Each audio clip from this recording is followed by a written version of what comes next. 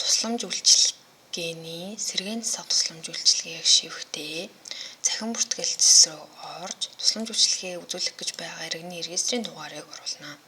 Үүний дараа сэргээн засгийн багц тусламж үйлчилгээг сонгох бөгөөд ямар төрлийн тусламж үйлчилгээ үзүүлэх гэж байгаагаа буюу дэд тусламж үйлчилгээгээ сонгоно.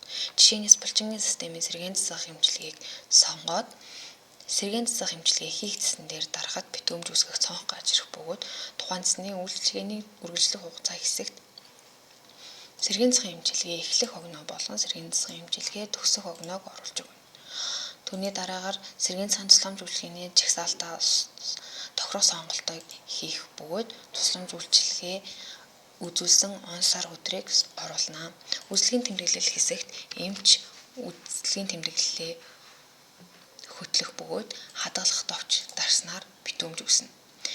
Үүссэн битүүмжийг шалгахын тулд сэргээн засах эмчилгээ хийх цэсэн дээрээ ахин нэг удаа дарах бөгөөд хаагдаагүй битүүмжүүд хэсэгт таны үүсгэсэн битүүмж жагсаалтаар орж ирнэ.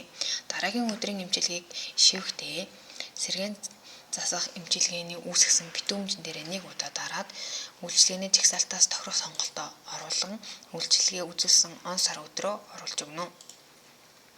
Мөн үйлчилгээний тэмдэглэлийг хөтөлж хадгалах товч дарснаар 2 дахь өдрийн эмчилгээ амжилттай бүртгэгдэнэ.